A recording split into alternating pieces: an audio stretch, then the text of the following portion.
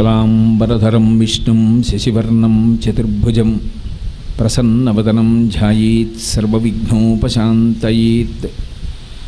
गुरुर्ब्रह्मा गुरुर्विष्णुः गुरुर्देवो महेश्वरः गुरुसाक्षात् परब्रह्म तस्मै श्रीगुरवे नमः। व्यासाय विष्णुरूपाय व्यासरूपाय विष्णवे नमो वै ब्रह्मनिधये वासिष्ठाय नमो नमः। कूजन्तं राम रामेति मधुरं मधुराक्षरम् आरुह्य कविताशाखां वन्दे वाल्मीकिकोकिलं। श्रुतिस्मृतिपुराणानाम् आलयं करुणालयं नमामि भगवत्पादशङ्करं लोकशङ्करं। वागर्धाविव सम्पृक्तौ वागर्धप्रतिपत्तये जगतः पितरौ वन्दे पार्वतीपरमेश्वरौ।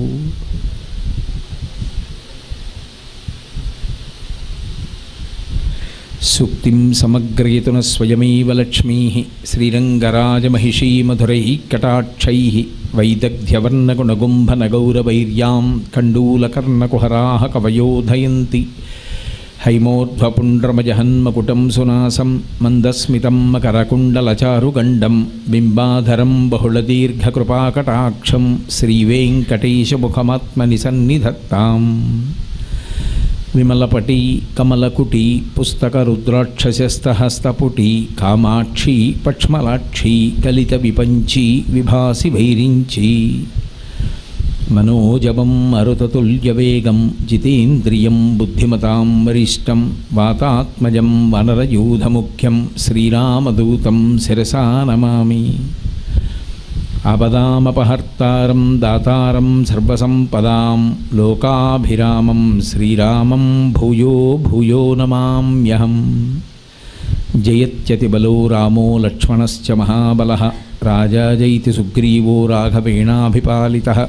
दासोऽहं कौसलेन्द्रस्य रामस्याक्लिष्टकर्मणः हनुमान् शत्रुसैन्यानां निहन्ता मारुतात्मजः। न रावणसहस्रं मे युद्धे प्रतिफलं भवेत् शिलाभिस्तु प्रहरतः पादपैश्च सहस्रशः। अर्दयित्वा पुरीं लङ्काम् अभिवज्य च मैथिलीं समृद्धार्धो गमिष्यामि विशतां सर्वरक्षसां। धर्मात्मा सत्यसन्धश्च रामो दशरथिर्यदि पौरुषे च प्रतिद्वन्द्वशरैनं जहिराविणिं। हरिः ओम्। పరమేశ్వర స్వరూపైన సభకి నమస్కారం. తన కార్యానికి ప్రతిబంధకం వచ్చింది. మధ్యే లవణతో యస్య విఘ్నోజమితి నిశ్చితః. ఇది ఉప్పు నీటి సముద్రం. ఉప్పు నీటి సముద్రంలోంచి బంగారు శిఖరాలు ఎలా పైకొచ్చాయి? కాబట్టి ఇది నన్ను మభ్యపెట్టి నా కార్యంలో ప్రతిబంధకాన్ని కల్పించి నన్ను ఆపడానికి, రామకార్యం మీద వెళ్లకుండా చేయడానికి నాకు అడ్డొచ్చింది. కాబట్టి నేను లెక్క పెట్టనన్నారు. ఉరసాపాతయామాస ధీమూత వివమారుత వక్షస్థలంతో ఒక్కసారి ఢీ కొట్టారు. చూర్ణములై కింద పడిపోయింది. అంటే గుండాపిండి అయిపోయి కింద పడిపోయింది. పడిపోగానే ముందుకెళ్ళిపోతున్నారు. వెళ్ళిపోతుంటే అప్పుడు మనుష్య రూపాన్ని ధరించాడు మైనాకుడు. ధరించి గబగబా వెంట వెళ్ళి అడిగాడు, నాయన కృతేచ ప్రతికర్తవ్యం ఏష ధర్మ సనాతన సోయం తత్ ప్రతికారార్థి తత్వ సమ్మానమర్హతి. ఈ దేశం యొక్క ధర్మమయ, ఈ దేశం యొక్క వైభవం. ఒకడు ఎవడైనా మనకి ఉపకారం చేస్తే జ్ఞాపకం పెట్టుకుని ప్రత్యుపకారం చెయ్యడం అనేటటువంటి దానిలో వైక్లభ్యం పొందని జాతి. కిష్కింధకాండ చిట్ట చివరిలో లక్ష్మణస్వామి ఒక మాట అంటారు సుగ్రీవుడితో, బ్రహ్మఘ్నేచ సురాపేచ చోరే భగ్నవ్రతే తథా నిష్కృతిర్విహితా సిద్భిః కృతఘ్నో నాస్తి నిష్కృతి అంటారు. బ్రహ్మహత్య చేసిన వాడికి, సురాపానం చేసిన వాడికి, దొంగతనం చేసిన వాడికి ఒక వ్రతం చేస్తాను అని సంకల్పం చేసి నీళ్లు ముట్టుకుని వ్రతం చెయ్యకుండా లేచిపోయిన వాడికి ప్రాయశ్చిత్తం ఉందేమో. ఒకరి వలన ఉపకారాన్ని పొంది ఆ ఉపకారం చేసిన వ్యక్తికి మళ్ళీ ప్రత్యుపకారం చెయ్యవలసిన సమయం ఆసన్నమైనప్పుడు ప్రత్యుపకారం చెయ్యకుండా ముఖం చాటు వేసినటువంటి కృతఘ్నునికి మాత్రం ఇక నిష్కృతి లేదు. కృతఘ్నో నాస్తి నిష్కృతి, నిష్కృతి లేదు. పరోపకారం ప్రత్యుపకారం ఈ రెండు రక్తంలో అంతర్లీనంగా సంస్కృతిగా ప్రవహిస్తున్న జాతి. ఆదికావ్యమైనటువంటి రామాయణం మనుష్య ధర్మాన్ని బోధ చేస్తుంటుంది. గంగా తీరంలో కాశీపట్టణంలో ప్రసాద్ గారని ఒక మహానుభావుడి కుటుంబం ఉంది. ఆయనకి చిన్నతనంలో ఎంతకాలానికి మాటలు రాకపోతే శృంగగిరి పీఠాధిపత్యం వహించిన మహాపురుషులు ఇప్పటి పీఠాధిపతులైన భారతీతీర్థ మహాస్వామి వారి గురువుగారు అభినవ విద్యాతీర్థ మహాస్వామి వారికి కొంతకాలం శుశ్రూష చేశారు ఆయన. కొంతకాలం శుశ్రూష చేస్తే ఆయనకి మాట వచ్చేసింది. అటువంటి మహాత్ముడికి సేవ చేస్తే ఆయన్ని ప్రసాద్ గారు అంటారు. ఇప్పటికీ శృంగగిరి మఠాన్ని చూస్తూ ఉంటారు ఆయన, చింతామణి గణపతి దేవస్థాన నిర్వాహకులు. అటువంటి ప్రసాద్ గారి తండ్రి గారు ఉండేవారు. వారు చాలా కాలం క్రితం కాశీపట్టణానికి వెళ్ళిపోయారు. వారికి ఒక లక్షణం ఉండేది. వారు ఎక్కడైనా ఏదైనా ఊరు వెళ్ళినప్పుడు ఆ ఊళ్ళో ఆయనకి ఆ కాలమునందు భోజనం అవసరమైతే అగ్రహారానికి వెళ్ళి అమ్మ బ్రాహ్మణుణ్ణి ఇంత అన్నం పెట్టండి అని అడిగితే ఏ ఇంట్లో వాళ్ళైనా ఆయనకి పిలిచి ఇంత పట్టెడు అన్నం పెడితే ఆయన దాన్ని వ్రాసుకుని ఉంచుకునేవారు. పిలిచినా పిలవకపోయినా వాళ్ళ ఇంట్లో శుభకార్యం జరుగుతోందంటే కాశీపట్టణం నుంచి పంచెల చాపిచ్చి కొడుకుని పంపించేవారు. ఆ పెళ్ళికి వెళ్ళి ఆశీర్వచనం చేసిరారా అని చెప్తుండేవారు. అంతటి ప్రత్యుపకార బుద్ధి. ఎంతో సంతోషంగా చెప్పేవారట, వాళ్ళ ఇంట్లో అన్నం తిన్నాను రా, వాళ్ళు నాకు అన్నం పెట్టారు రా అని చెప్పేవారట. ఆయన మహానుభావుడు ఒకప్పుడు 0 డిగ్రీల దగ్గరికి వచ్చేసింది ఉష్ణోగ్రత. గంగలో ఎవరు మునక వేయడం మానేశారు. అంత ఘనీభవించే స్థితి వచ్చేసింది. ఆయనకి వ్రతం, ప్రతిరోజు గంగ స్నానం చేస్తారు. పరమ వృద్ధులైపోయారు. చెయ్యకండి, శరీరం కొంకర్లు తిరిగిపోతుంది, అసలు వెళ్ళి మీరు కాలు పెట్టలేరన్నారు. నేను గంగ స్నానం చెయ్యకుండా ఉండనని ఆయన గంగలోకి ములిగి తల ముంచారు, పైకి లేవలేదు. కొడుకులు 5 6 ఉన్నారు. కొడుకులందరూ కలిసి జాలర్లని పిలిచి ఆయన కాశీపట్టణంలో లబ్ధప్రతిష్ఠులు. ఆయన కోసమని చెప్పి వలలు వేయించి వెతికించారు. ఎంత వెతికించినా ఆయన శరీరం దొరకలేదు. దొరకకపోతే కార్యం చేసేస్తున్నారు. 9 రాత్రులు 9 పగళ్ళు అయిపోయిన తర్వాత సాధారణంగా నీటిలో వ్యక్తి మునిగి శరీరం విడిచిపెడితే ముందు చెవులు కొరికేస్తాయి. ఎందుకంటే మృదులాస్తి అని వంగుతుంది, చాలా మెత్తటి ఎముకతో ఉంటుంది కాబట్టి తినేస్తాయి. అటువంటిది శరీరంలో ఎక్కడ సూది మొనమోపినంత కూడా ఏ జలచరం ముట్టుకోలేదు. పచ్చ బంగారంలా మెరిసిపోతూ 9 రాత్రులు 9 పగళ్ళ తర్వాత ఎక్కడ గంగలో మునిగారో అక్కడే పైకి తేలారు. మళ్ళీ ప్రత్యుపకార బుద్ధి కలిగి కృతజ్ఞతతో ప్రవర్తించిన ఆయన యొక్క శరీరం పడిపోయిన తరువాత ఇక నువ్వు మళ్ళీ పుట్టవలసిన అవసరం లేదనుకుందో ఏమో, లేదా నీలాంటి వాణ్ణి నేను కన్నట్టే అనుకుందో. 9 రాత్రులు 9 పగళ్ళు తన కడుపులో మోసింది గంగమ్మ. ఆ తర్వాత పైకి తేలేరైన తర్వాత అంత్యేష్టి సంస్కారం చేశారు. ప్రత్యుపకారం అనేటటువంటిది ఈ జాతికి అంతర్లీనంగా ఉన్న బుద్ధి. ఒకరికి ఉపకారం చేస్తే మరిచిపోకూడదు, అది కృతజ్ఞుడు. కృతజ్ఞో నాస్తి నిష్కృతి, అది చెప్తున్నాడు మైనాకుడు వెంటపడి హనుమతో. నాయనా, ఉపకారం చేసిన వాడికి మళ్ళీ ఉపకారం చెయ్యాలి. అటువంటిది కృతీచ ప్రతికర్తవ్యం దేశధర్మ సనాతన, ఇది సనాతనమైనటువంటి ధర్మం. సోయం తత్ప్రతికారార్థీ తత్వ సమ్మానమర్హతి, నీవు నా చేత సమస్తమైన పూజలు అందుకోవడానికి యోగ్యుడవు. ఎందుకో తెలుసా? ఆత్మావై పుత్రనామాసి, తండ్రికి కొడుక్కి అభేదం. తండ్రి గారు ఉపకారం చేస్తే కొడుకు కనపడితే కొడుకు తండ్రితో సమానం. కొడుకు తండ్రి రూపంలో ఈ భూమి మీద తిరుగాడుతున్నటువంటి వాడు. తండ్రి యొక్క జీవితానికి కొనసాగింపు కొడుకు అని శాస్త్రం. కాబట్టి నీకు వాయువుకి అభేదం. నాకొకప్పుడు నీ తండ్రి అయిన వాయుదేవుడు మహోపకారం చేశాడు. కృతయుగంలో పర్వతాలన్నిటికీ రెక్కలుండేవి. రెక్కలున్న పర్వతాలు ఆకాశంలో ఎగిరి వెడుతుండేవి. ఎక్కడో ప్రవచనం జరుగుతోందంటే అవి వినడానికి వచ్చి కిందకి దిగేవి. కింద ఉన్నటువంటి మనుష్యులకు భూతములకు అపకారం జరిగేది. అప్పుడు అందరూ కలిసి దేవతలకి మొరపెట్టుకున్నారు, ఈ పర్వతాలు ఎగిరి వెళ్ళి దిగుతూ ఉంటే ఆపద కలుగుతోందని. దేవేంద్రుడు తన వజ్రాయుధంతో పర్వతాల అన్నిటికీ ఉన్న రెక్కలు తరిగేశాడు.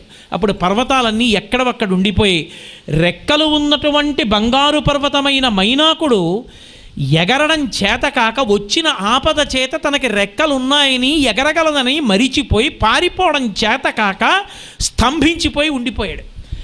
అప్పుడు ఎగరగలిగి ఎగరలేనటువంటి మైనాకుడిని చూసి జాలి పొంది నీ తండ్రి అయినటువంటి వాయుదేవుడు వచ్చి నన్ను ఎత్తి తీసుకెళ్ళి సముద్రంలో పారేశాడు.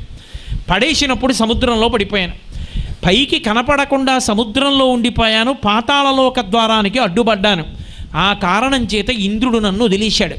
రెక్కలున్నాయి కానీ ఎక్కడికి వెళ్ళలేను. ఎందుకని వెడితే ఇంద్రుడు చూసి కత్తిరించేస్తాడని భయం. అలాగే పడున్నాను. అప్పటి నుంచి సముద్రంలోనే ఉన్నాను. అయినా ఇవాళ ధైర్యంగా ఎందుకు పైకి వచ్చేసానో తెలుసా? ఉపకారం చేసిన వాడికి ఉపకారం చేయకపోతే నా జన్మ అనవసరం. ఎందుకా రెక్కలు? నీ తండ్రి నాకు ఉపకారం చేశాడు, నీకు నేను ఉపకారం చేయాలి. అది మొదటి లక్షణం. ఎందుకు వచ్చానో తెలుసా? అతిథిక్కిల పూజార్హ ప్రకృతోపి విజానత. ఇంటికొచ్చినటువంటి అతిథి ఎంత చేతకానివాడు కానివ్వండి, ఏమీ తెలియనివాడు కానివ్వండి, అతిథి ఇంటికొచ్చాడు అంటే పరమేశ్వరుడే ఆ రూపంలో వస్తాడు, వేరొక రూపంలో రాడు. అభ్యున్నతిని కల్పించాలి అనుకున్నప్పుడు అతిథి రూపంలో వస్తాడు. అతిథిక్కిల పూజార్హ ప్రకృతోపి విజానత. ఏమీ తెలియని చేతకాని వాడు, ఏ శాస్త్రం తెలియనటువంటి వాడు, అమాయకుడైనటువంటి వాడు, బలహీనుడైనటువంటి వాడు అతిథిగా వచ్చినంత మాత్రం చేత ఆయన పరమేశ్వరుడ స్వరూపుడు అని భావన చేసి యజమాని ఆయన్ని స్తుతి చేసి పూజ చేసి ఆతిథ్యం ఇస్తాడే, అటువంటిది ఇంతటి భక్తి తత్పరుడివి, ఇంతటి నిస్వార్థపరుడివి, రామకార్యం మీద వెడుతున్నవాడివి, అటువంటి నీకు ఆతిథ్యం ఇవ్వకపోతే నా బతుకికి అర్థం ఎక్కడుందయా? అతిథిక్కిల పూజార్హ ప్రకృతోపి విజానత. అందుకని నా యొక్క ఆతిథ్యాన్ని స్వీకరించవయ్యా. నిపత్యం అమశృంగేషు విశ్రమస్వ యథాసుఖం. ఒక్కసారి నా శిఖరముల మీద దిగు, కాస్త తేనె తాగు, అదిగో 2 పళ్ళు తిను, కాసేపు అలా పడుకో, మళ్ళీ లేచి వెళ్ళిపో, నా జన్మ ధన్యం అవుతుంది, రా దిగు అన్నాడు. అంతరిక్షస్థిత శ్రీమాన్ ఇదం వచనమబ్రవీత్. శ్రీమాన్ అన్నారు మహర్షి. అలా నిలబడి ధర్మం గురించి మాట్లాడి తాపత్రయపడిన వాడు ఉన్నాడే, రెక్కలు పోయినా పర్వాలేదు ధర్మాచరణం చెయ్యాలని, వాడు మహానుభావుడు. ఇన్ని అడిగితే చూశారు హనుమ. ఆయన పిలిచాడు కదా, బంగారు పర్వతం కదా, తేనె దొరుకుతుంది కదా, పళ్ళు దొరుకుతాయి కదా, కాయలు దొరుకుతాయి కదా, అలసట తీరుతుంది కదా, విశ్రాంతి లభిస్తుంది కదా అని కాసేపు పర్వత శిఖరముల మీద దిగి తాను వెళ్ళడానికి ప్రయత్నిస్తే యథా రాఘవ నిర్ముక్త చరత్వసన విక్రమ గచ్చే తత్వద్గమిష్యామి లంకాం రావణ పాలితామ్మని ప్రతిజ్ఞ చేసి రామచంద్రమూర్తి యొక్క బంగారు కోదండము నుండి వినిర్ముక్తమైనటువంటి బాణం ఎలా వెడుతుందో లక్ష్యం మీదకి అలా వెడతానని తాను చేసినటువంటి ప్రతిజ్ఞ ఏమైనట్టు? అందుకని నేను రానయ్యా, కుదరదయ్యా అని చెప్పి మళ్ళీ ఒక్కసారి వక్షస్థలంతో కొట్టి వెళ్ళిపోతే మర్యాద ఎక్కడ నిలబడుతుంది? ఆతిథ్యం ఇస్తానన్న వాడి గురించి ఎంత మర్యాదగా మాట్లాడతారో అందుకు వాక్యజ్ఞుడు. హనుమ యొక్క పాదములు పట్టుకుంటే మాటలు మాట్లాడడం అలవాటవుతుంది. ఎంత మర్యాదగా మాట్లాడాలో అభ్యాసంలోకి వస్తుంది. ప్రీతోస్మి కృతమాతిథ్యం మన్యురేషోపనీయతాం తరతే కార్యకాలో మే అహస్యాప్యతి వర్తతే ప్రతిజ్ఞాతమయా దత్తానస్థాతవ్యమిహాంతరే అన్నారు. ప్రీతోస్మి కృతమాతిథ్యం, చాలా సంతోషాన్ని పొందాను. కృతమాతిథ్యం, నువ్వు నాకు ఆతిథ్యం ఇచ్చినట్టే. ప్రీతోస్మి కృతమాతిథ్యం మన్యురేషోపనీయతాం. సూర్యాస్తమయం అయిపోతుంది, కాలం దాటిపోతుంది, నేను వెళ్ళిపోవాలి, లంకాపట్టణాన్ని చేరిపోవాలి. కాబట్టి అన్యురేషోపనీయతాం తరతే కార్యకాలో మే హస్యాప్యతి వర్తతే ప్రతిజ్ఞాతమయా దత్తానస్థాతవ్యమిహాంతరే. ప్రతిజ్ఞ చేశా, రామబాణం వెళ్ళినట్టు పెడతానన్నాను, కాబట్టి మధ్యలో ఆగకూడదు. కాబట్టి నాయనా నువ్వు నాకు ఆతిథ్యం ఇచ్చినట్టే, నేను స్వీకరించినట్టే, చాలా సంతోషిస్తున్నాను. ఒక్కసారి ఇలా చేయబెట్టారు. చూడండి ఎంతో మర్యాదగా అంటుంటారో మాట. అయ్యా మా ఇంటికి వచ్చి కొద్దిగా పలహారం చేయండి. అమ్మా మీరు నాకు భోజనం పెట్టినట్టు వేసేశానమ్మా మీ ఖాతాలో అంటారు.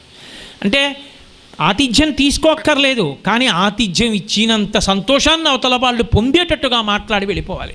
తిరస్కరించి అవతల వారి మాట ఖేద పెట్టకూడదు. మాట వజ్రాయుధం.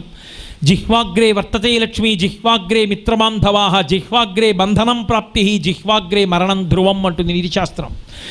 నోటి వంట వచ్చినటువంటి మాటల వలన ఎందరో బంధువులు, ఎందరో స్నేహితులు ఏర్పడతారు. మాటల చేత కార్యములు నెరవేరుతాయి.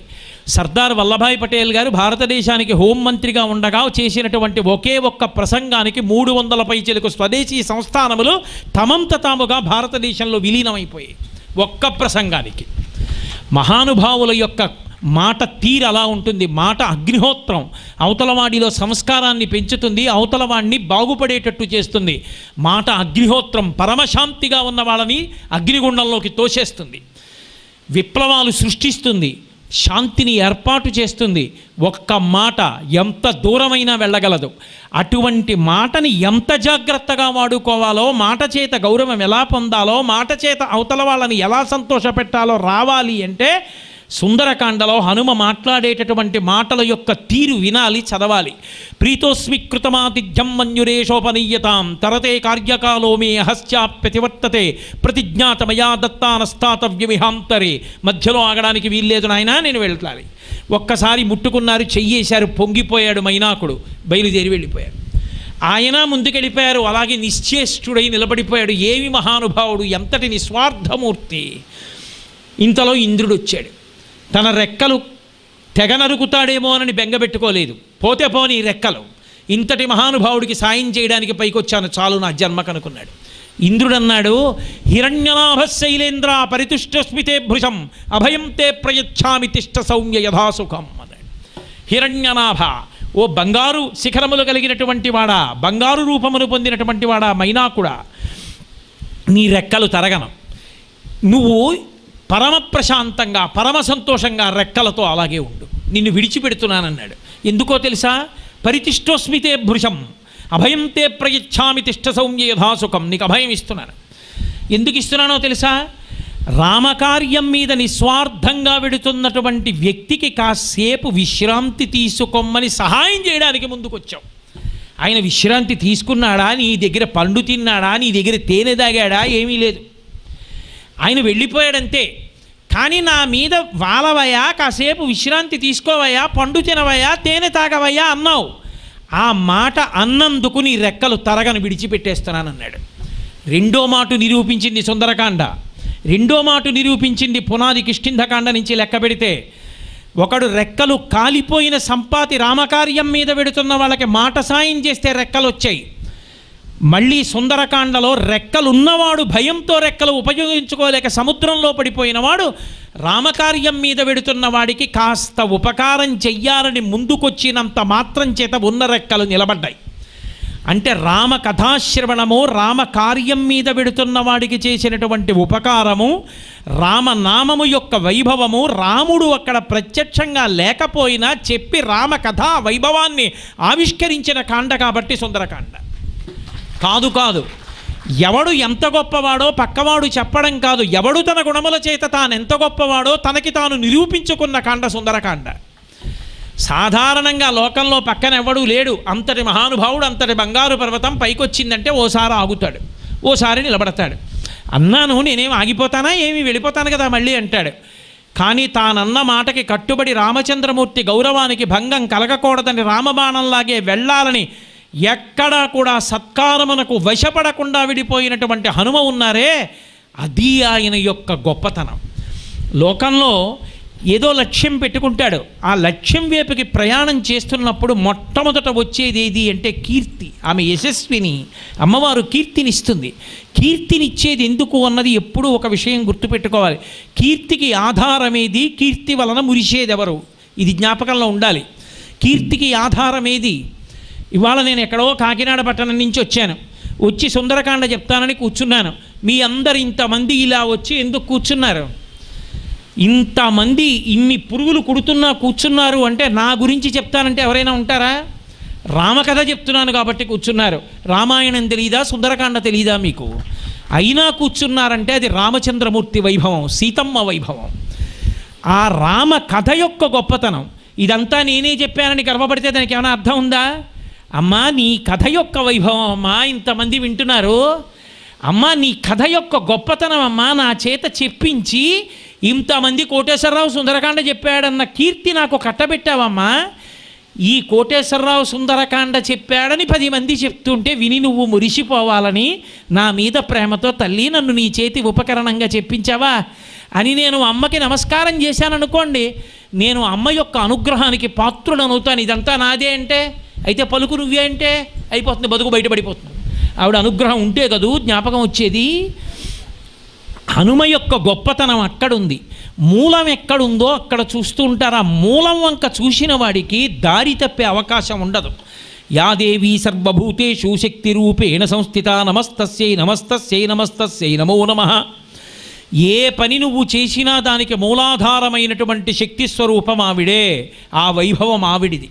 జపో జల్ప శిల్పం సకలమపి ముద్రా విరచనా గతి ప్రాదక్షిణ్యాక్రమణమశనాద్యాహుతి విధి ప్రణామ సంవేశ సుఖమఖిలమాత్మార్పణ దృశా సపర్యా పర్యాయస్తవభవతు ఎన్మే విలసితం అంటారు శంకరులు సౌందర్యలహరిలో. నోట మాట మాట్లాడాడంటే ఆ తల్లి యొక్క అనుగ్రహం.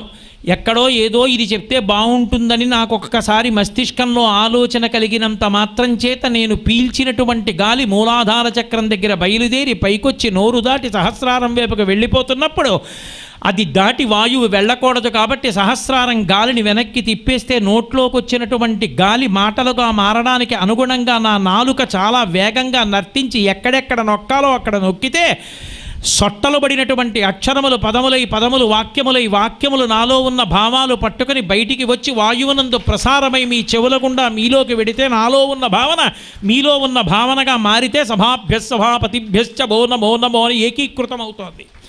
ఇది నడిపించినటువంటి తల్లి ఆ పరదేవత, ఆ శక్తి. ఆ శక్తి చేస్తోంది, ఆవిడ నడిపిస్తోంది. నడవడానికి ఆధారం ఆవిడ. చెయ్యి కదిలిందంటే ఆవిడ, అన్నం తింటే ఆవిడ, జీర్ణమైతే ఆవిడ. ఎవడు ఈ మూలాన్ని జ్ఞాపకం పెట్టుకున్నాడో వాడు మార్గాన్ని విడిచిపెట్టే అవకాశం ఉండదు. వాడు సహేతుకమైన మార్గంలో వెళ్ళిపోతాడు. ఎందుకంటే వాడి వినయం చెదరదు.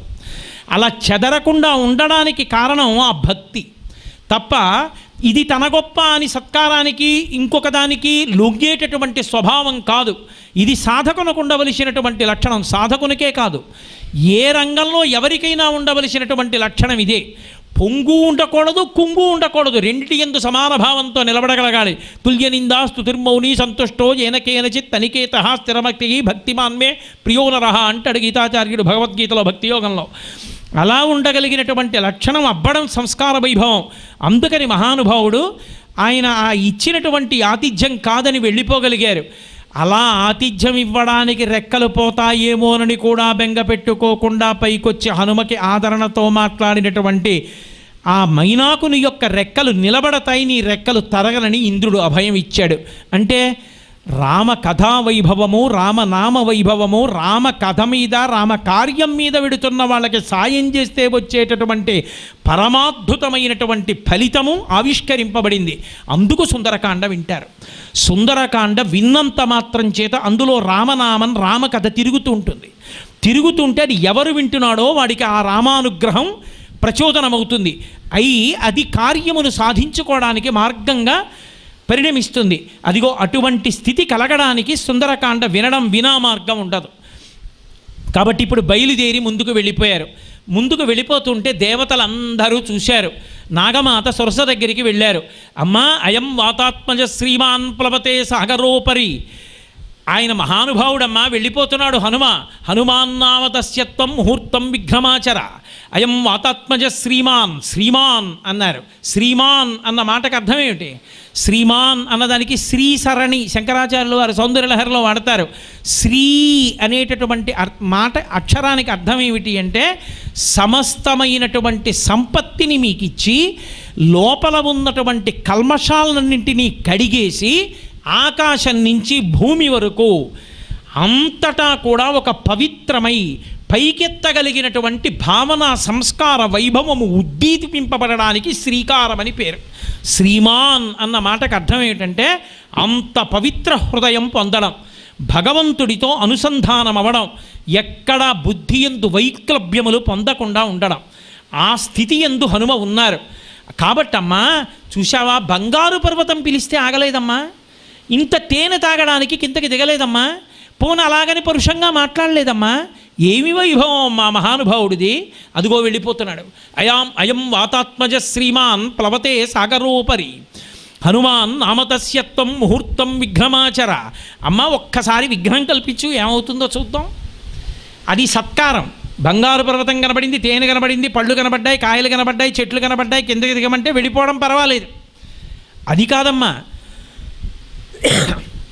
ఒక విఘ్నం, ఒక ప్రతిబంధకం కలిగితే దాన్ని దాటగలడా? ఇంతే సంతోషంగా నిలబడగలడా?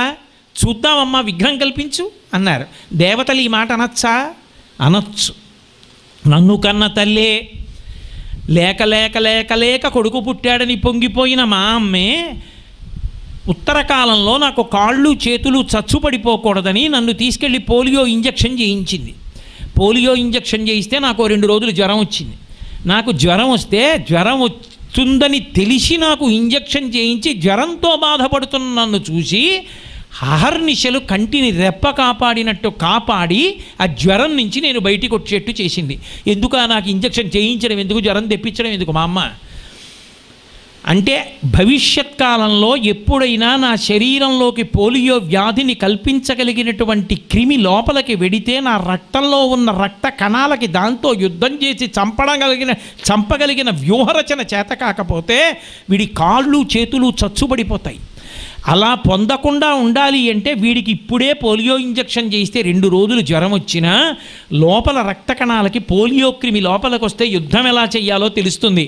ఒకవేళ ఎప్పుడైనా వచ్చినా వీడి ఆ జీవుల్ని చంపుతాయి తప్ప వీడి కాళ్ళు చేతులు చచ్చుబడవని మా అమ్మే నాకు పోలియో ఇంజెక్షన్ చేయించినట్టు ఎదర లంకాపట్టణంలోకి వెళ్ళినప్పుడు అనేకమైన ప్రతిబంధకములు వచ్చిన ప్రతిబంధకములకు లొంగిపోయి బుద్ధి వైక్లభ్యమును పొంది నేరగబోయి వచ్చాను, నేనేం చేయగలనని చెప్పి మళ్ళీ వెనక్కి తిరిగి వచ్చేయకుండా రిక్తహస్తాలతో ధైర్యంగా పరిస్థితులను తట్టుకోగలిగినటువంటి శక్తి ఈయన యందు ప్రచోదనం అవ్వడానికి ప్రతిబంధకాన్ని సృష్టించి చూడమ్మా అన్నారు.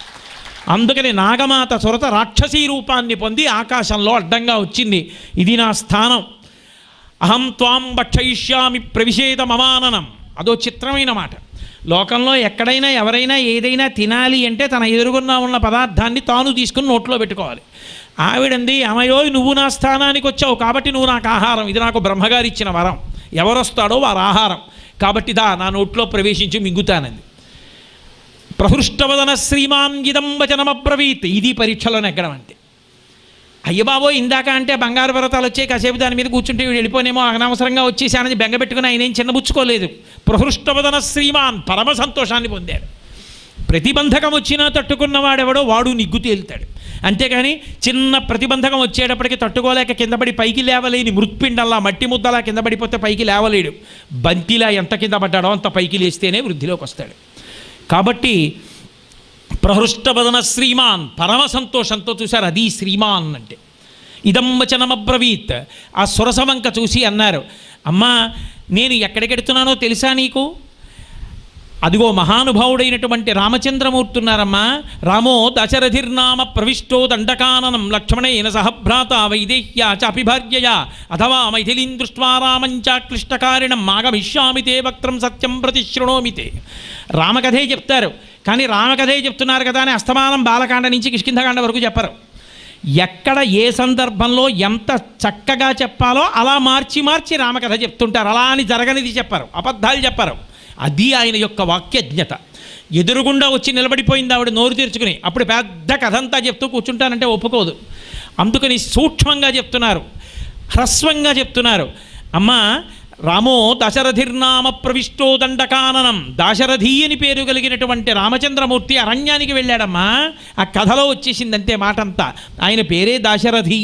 దశరథ కుమారుడు అంటే పొంగిపోతాడు. అందుకే గోపరాజు గారు దాశరథి శతకమంతా చేసిన చిట్ట చివరికి వెళ్ళేటప్పటికి దాశరథి కరుణాపయోనిధి అంటూ ఉండేవారు మకుటంలో.